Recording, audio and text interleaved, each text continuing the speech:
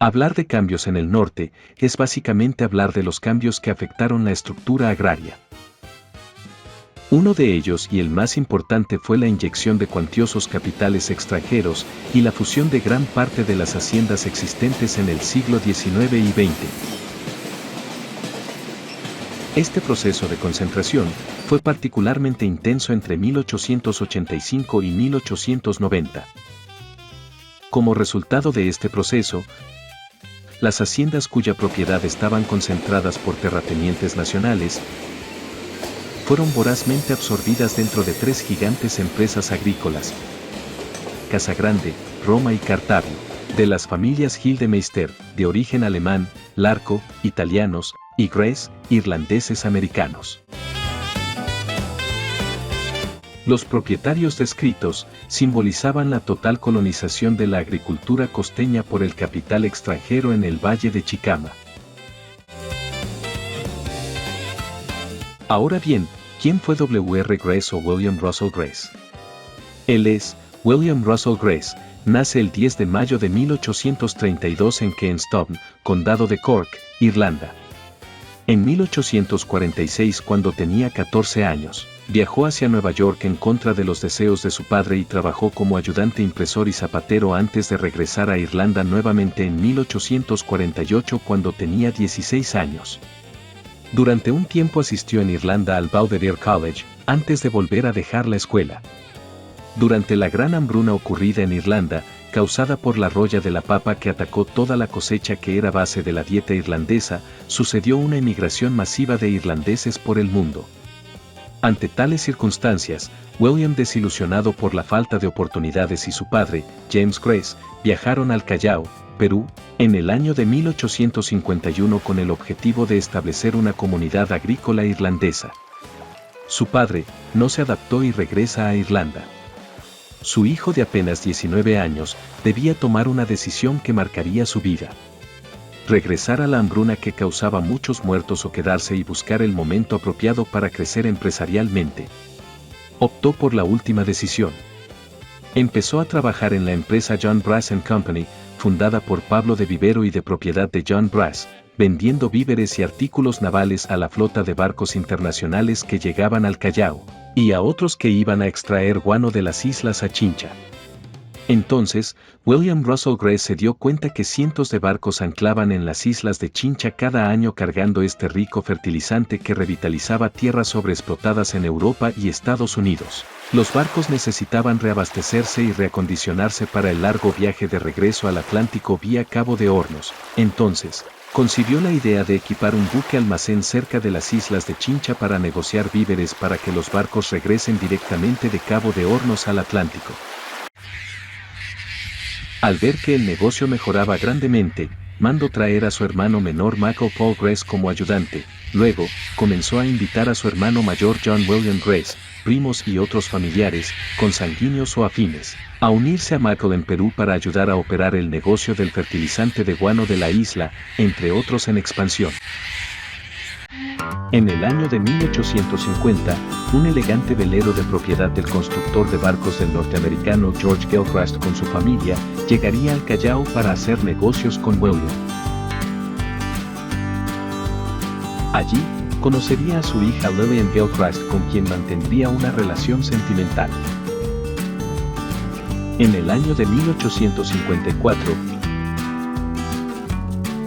William Russell Gress prospera rápidamente en la exportación de guano desde las islas de Chincha a los Estados Unidos y Europa, donde el fertilizante estaba en gran demanda. Para ello, Gress alquiló barcos de vela para transportar el fertilizante de guano en el largo recorrido desde el Perú por el mundo. El 11 de septiembre de 1859, se casa con Elias Gilchrist en Thomastown, Maine, Estados Unidos, y regresa con ella al Callao, para continuar con los negocios. Para ello, vive 6 años en el buque almacén con su familia anclado en el terminal portuario del Callao, involucrado en el negocio de fertilizante de guano de la isla.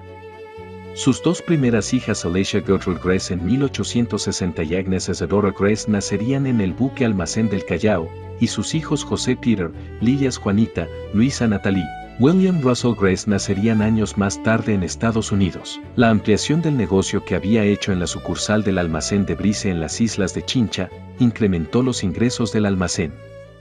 En 1865, Grace se ve obligado a dejar Sudamérica por motivos familiares y de salud. Viaja a Irlanda con su familia para que conozcan a sus parientes. 2 años después, en 1867 viajan a los Estados Unidos y se establecen en New York. Desde allí William funda la empresa W.R. Grace & Company que impulsaría el comercio entre Estados Unidos, Europa y Sudamérica.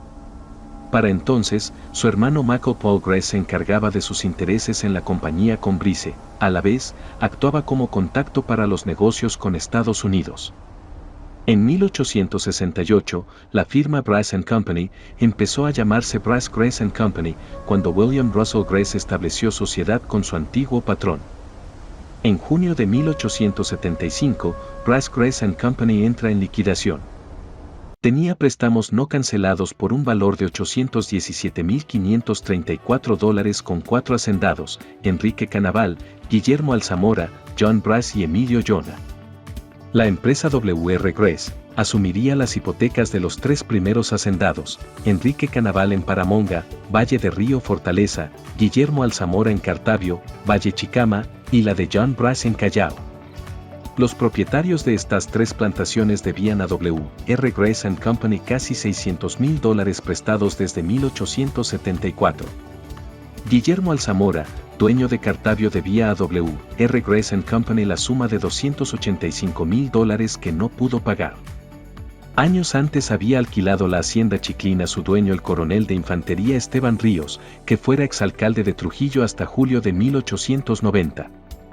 El éxito que tuvo en Chiclín lo llevó a comprar la hacienda vecina que estaba dedicada al cultivo de pan llevar llamada Cartavio, antiguamente con el nombre de San Francisco de Buenos Aires, que quedaba al este de la Huaca Urcape, específicamente en el campo número 3 de las actuales plantaciones, muy cerca al hoy poblado de San José. Poco tiempo después, adquirió Hacienda Arriba. En ambos casos tuvo que contraer cuantiosas deudas. A comienzos del año 1875, Pablo de la Barrera, representante de la W.R. Grace & Company, fue enviado a la hacienda de Chiclín para velar por los intereses de la compañía. Las deudas fueron cuantiosas e impagables para los Alzamora y tras un juicio perdió la propiedad de Cartavio, que pasó a manos de la W.R. Grace & Company. La poca caña que producía Cartavio, que no tenía trapiche, seguía llevándose a Chiclín para la molienda según nuevo acuerdo con los Larco, los nuevos dueños de Chiclín.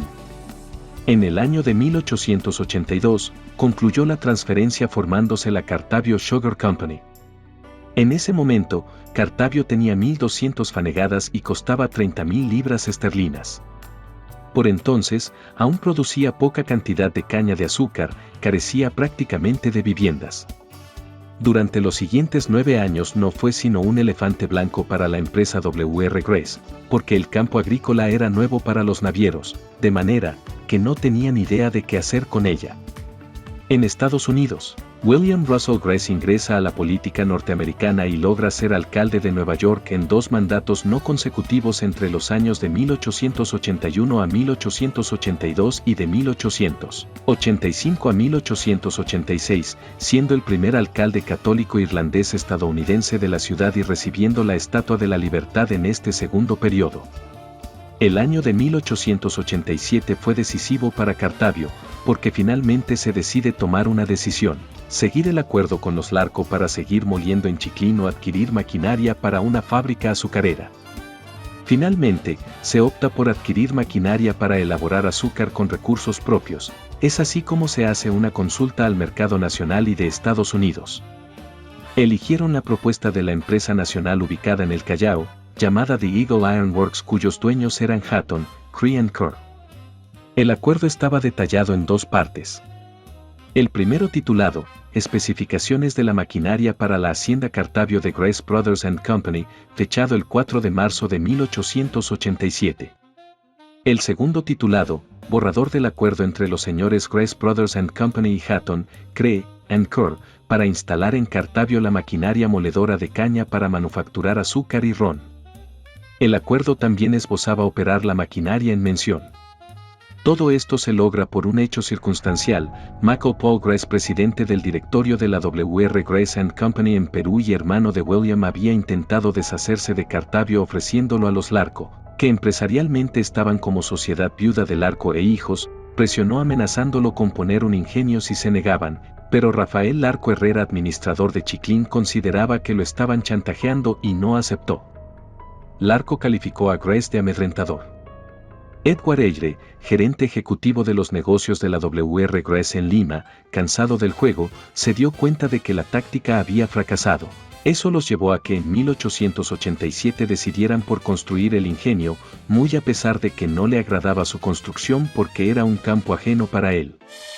En el año de 1890, William Russell Grace crea la empresa Peruvian Guano Company. En el año de 1891, forma la New York and Pacific Steamship Company, que posteriormente se convirtió en Graceland, la primera línea naviera entre los Estados Unidos y América del Sur. Ello reforzó su dominio económico y destacó porque la Graceland construyó barcos modernos y rápidos, ofrecía servicio combinado de carga y pasaje, operaba rutas regulares y fiables, y porque desarrolló infraestructura en puertos sudamericanos. Pero a todo esto, ¿realmente William Russell Grace era el único dueño de W.R. Grace & Company? La respuesta es no. Hubo un peruano entre los accionistas. En los archivos históricos de la República del Perú con fecha de 5 de julio de 1876 y consta en el artículo 12 del registro, señala que las ganancias y pérdidas de la corporación Grace tienen que ser distribuidas de la siguiente forma. William R. Grace, 22.75%. Carlos R. Flint, 12.25%. Michael P. Grace, 40%. Manuel Yaguno, 25%. En el Perú del año 1896. 9 años después de haber negociado con la empresa del Callao, llamada The Eagle Iron Works, cuyos dueños eran Hatton, Cree & Kerr, se hizo realidad la construcción de la fábrica en Cartavio cuando llega la primera maquinaria para la molienda de caña de azúcar en la Cartavio Sugar Company. Entre los años de 1900 y 1904, William Russell Grace, empresario, político y filántropo estadounidense de origen irlandés, continúa en la gestión de su extenso imperio comercial, W.R. Grace & Company y sus subsidiarias, hasta poco antes de su muerte. Fallece el lunes 21 de marzo de 1904, a la edad de 71 años en New York, Estados Unidos. La causa de su muerte fue una neumonía. Se celebra su funeral en la iglesia de San Francisco Javier, Church of St. Francis Xavier, en West 16th Street, Manhattan. Es enterrado en el Holy Cross Cemetery de Brooklyn, Nueva York. Actualmente, la avenida Grace en el Bronx lleva su nombre en su honor. Tras la muerte de William Russell Grace, en 1904, fue sucedido como presidente de la W.R. Grace & Company su sobrino Edward R., que estaba desempeñando anteriormente como secretario y director de la compañía. La edad de oro para la modernización de Cartavio, comprendido entre los años de 1872 y 1904 bajo la gestión de Grace, daba sus frutos para alguien que apostó por la inversión como motor del desarrollo y la transformación industrial. La hacienda Cartavio fue dotada de tecnología de punta para la época.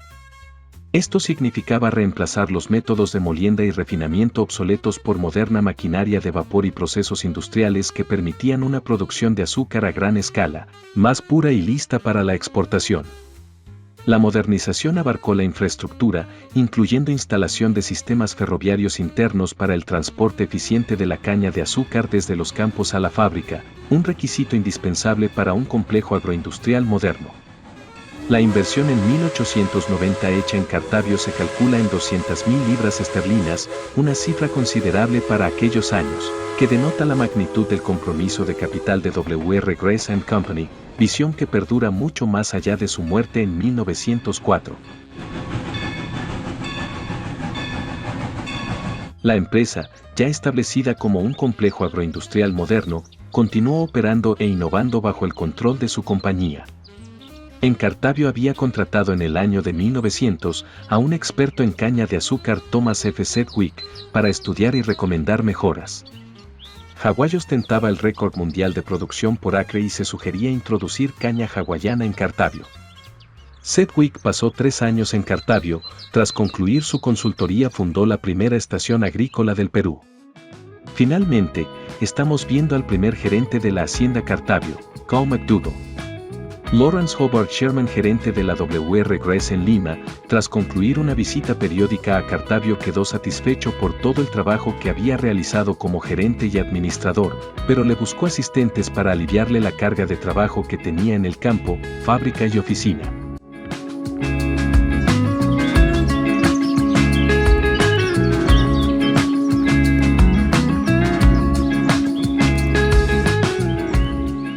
Y así concluye esta breve pero fascinante historia de la Hacienda Cartavio y William Russell Grace. Gracias por acompañarme. Si te gustó este contenido, no olvides darle me gusta y compartir. Que tengas un excelente día.